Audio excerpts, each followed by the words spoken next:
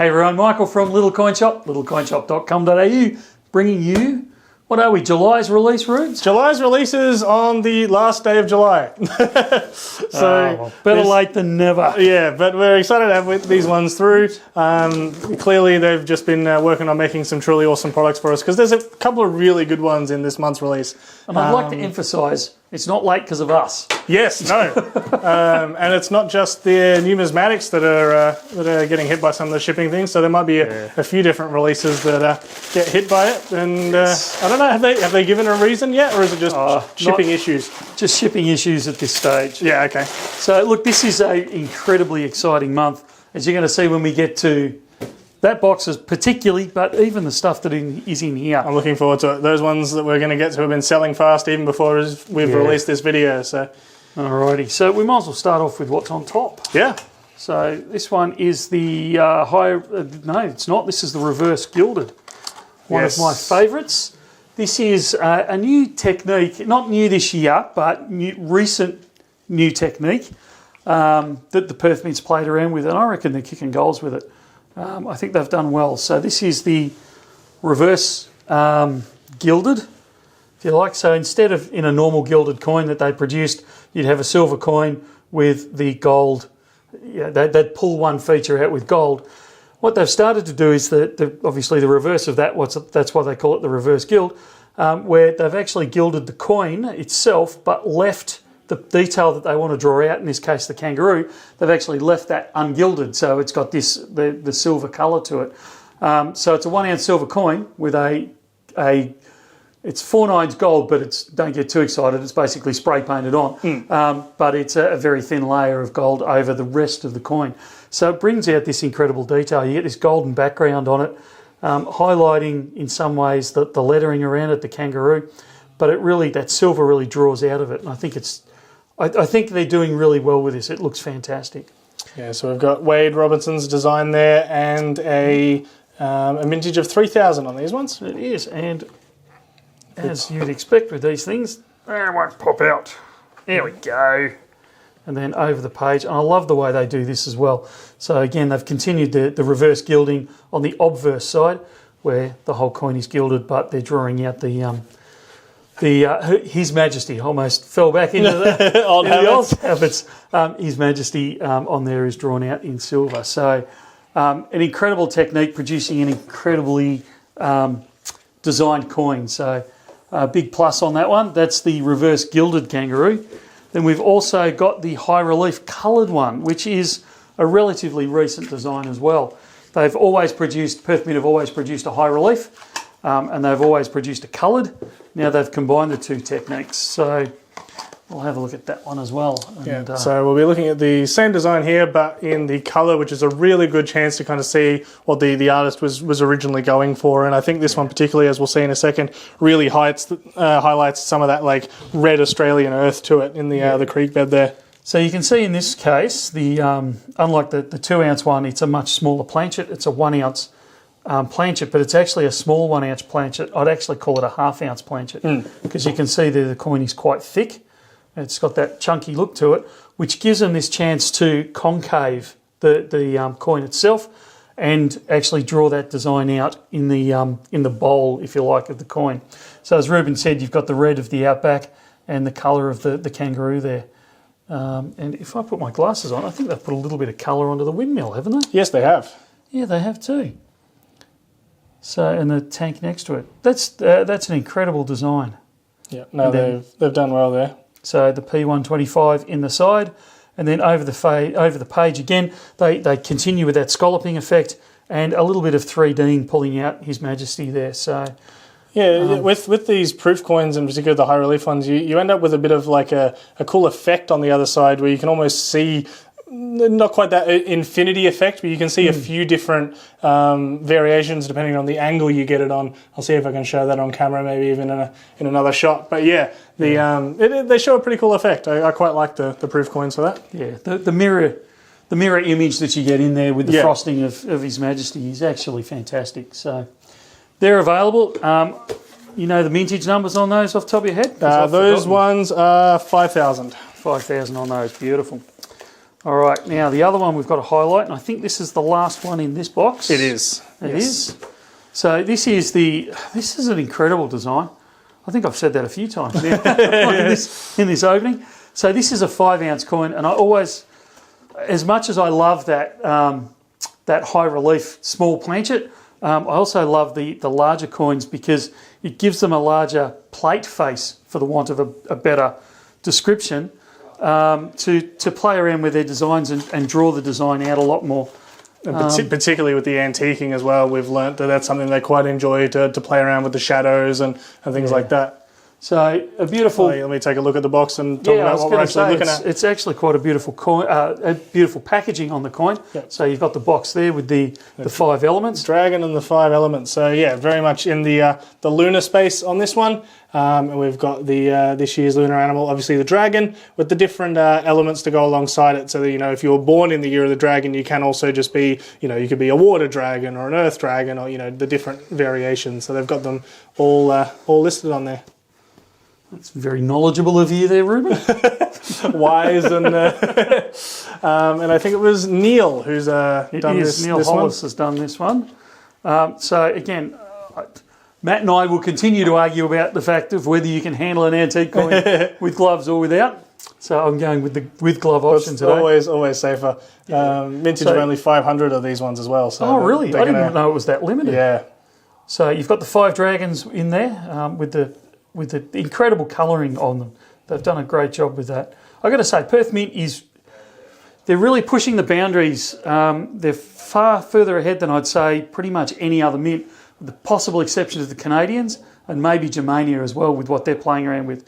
But their coloured designs and things like that, the technology they're pulling out is just amazing. So it's great to see. When you compare these to coins of even 10 years ago, it's comic book to Hollywood production difference. It's fantastic.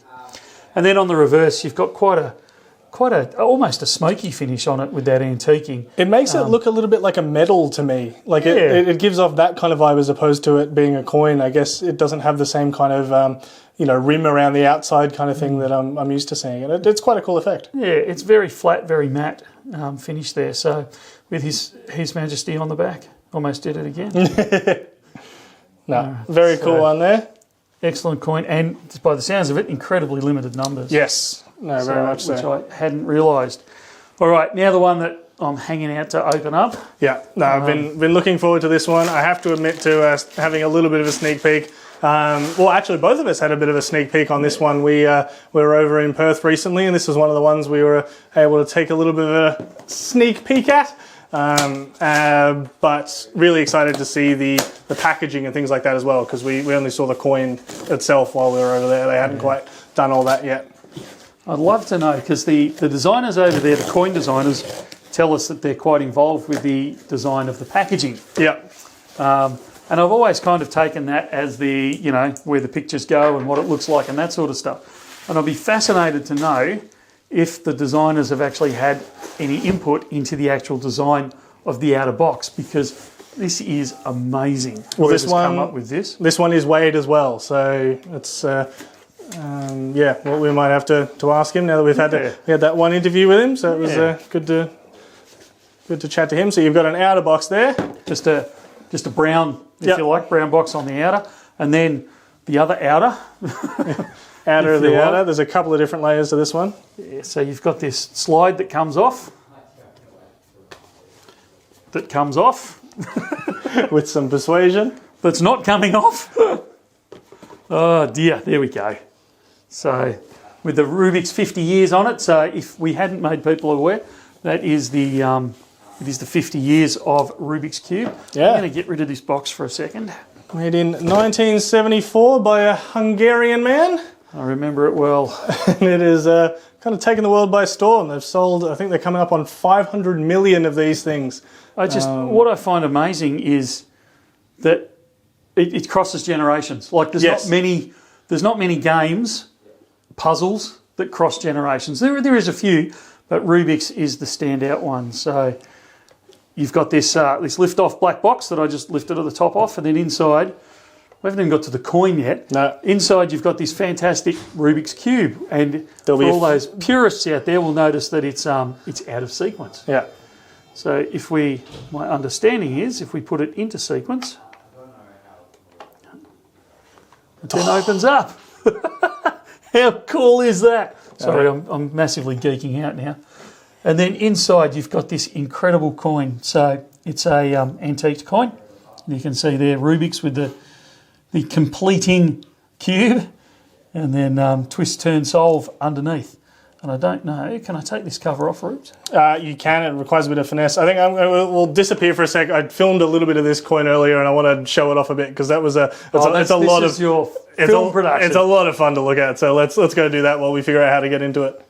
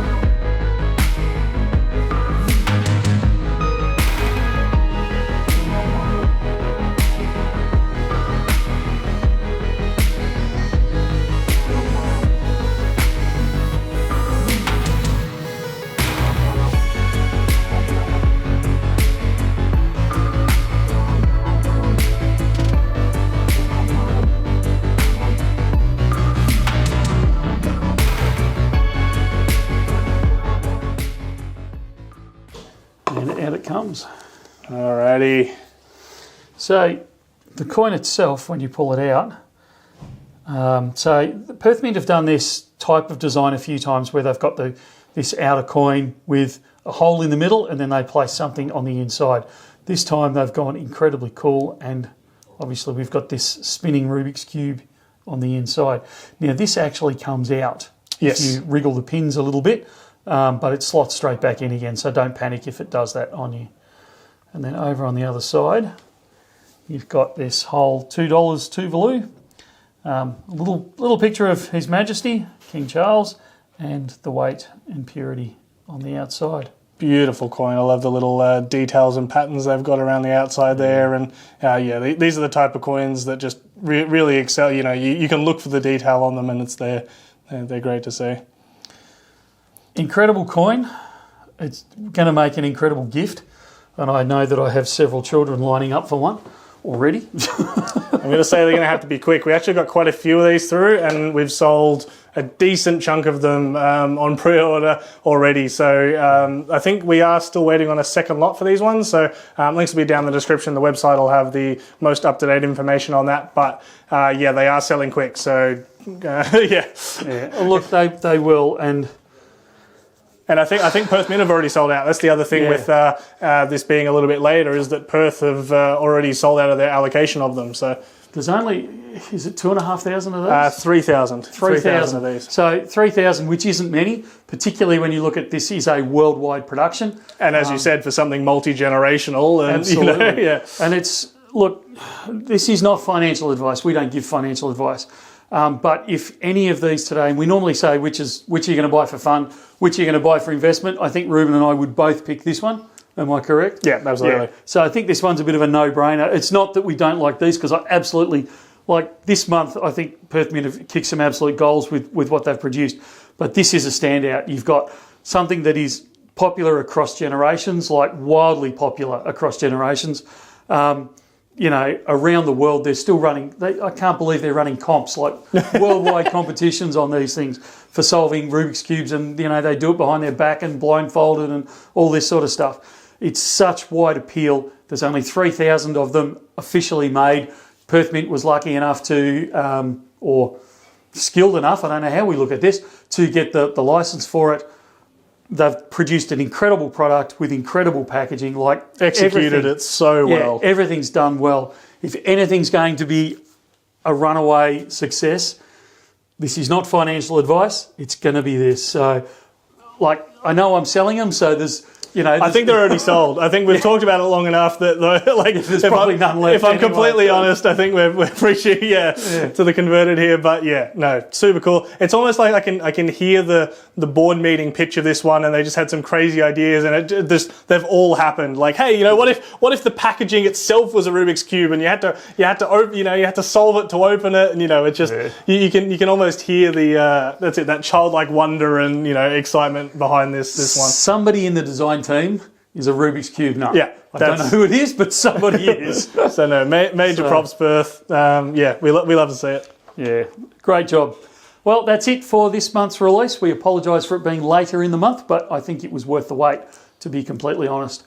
Head over to littlecoinshop.com.au and you'll be able to buy all these things until sold out. Exactly. What do you reckon for August releases? Does this mean we're likely to see them kick on a little bit later into August? Yeah, okay. That's all right. The release date will happen, but the product will follow at a later time. Keep checking out littlecoinshop.com.au. We'll often have the pre-order links for these up before we actually receive the product, just so that, you know, you can get a hold of them.